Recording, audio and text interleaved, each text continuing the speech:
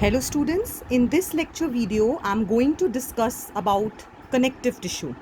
So as the term suggests, connective tissue, it is connecting or linking as well as supporting the other tissues as well as organs.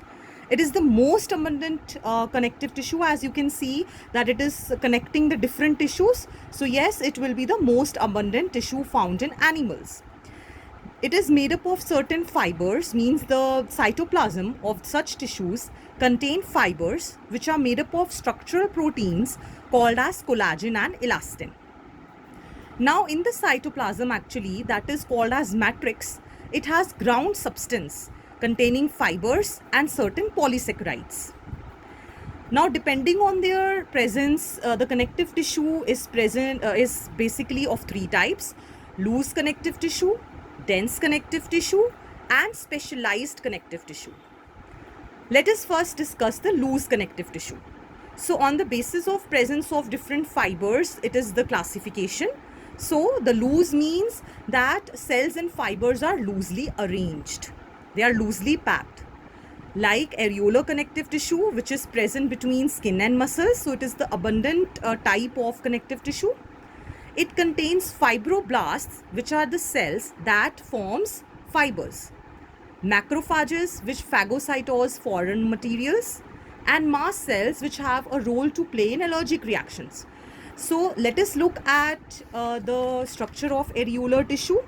It contains many fibers: collagen fibers, reticular fibers, plasma cells, macrophages and fibroblasts. So this type is the areolar connective tissue, which also helps to repair other tissues. Next is adipose tissue, which is present beneath the skin, and it basically stores fats in the body. So the cells which are present in adipose tissue are called as adipocytes. Mainly the cell is composed of fat droplet, and at the periphery there is a nucleus. Next is dense connective tissue. Here the fibers as well as fibroblasts, these are densely packed. On the basis of how these fibers are oriented, whether in regular pattern or irregular way, these are of two types: regular dense connective tissue and irregular dense connective tissue. Irregular is present generally in the skin, and regular dense connective tissue is present in tendons and ligaments. Tendons are the joints and ligaments are also the joints or connective tissue. So tendons basically join bones with muscles and ligaments join bone to bone. Next, coming to specialized connective tissue, cartilage, bone and blood are included in this type of connective tissue. So let us look at cartilage. The cells which are present in cartilage are called as chondrocytes. The cartilage is very much flexible because less of the fibers and ground substances present in it.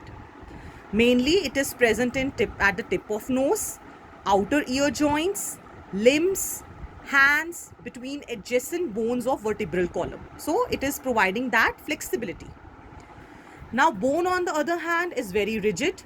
It is made up of calcium salts and collagen fibers which are in abundance. So it gives actually a structural framework to the body, to our skeletal system.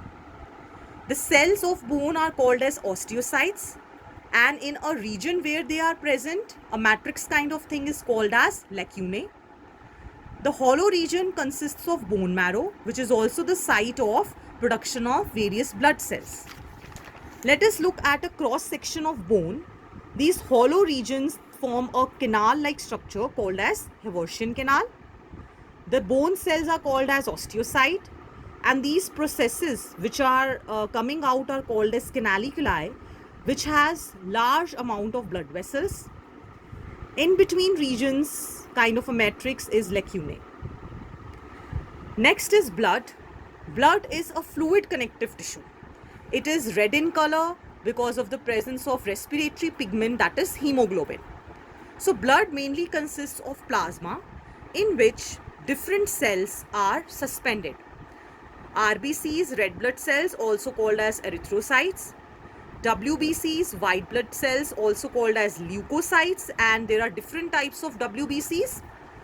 Then platelets, these are also called as thrombocytes. So RBCs mainly contain hemoglobin. WBCs have a major role to perform in the immunity, and platelets are very important fragments which help in the clotting of blood.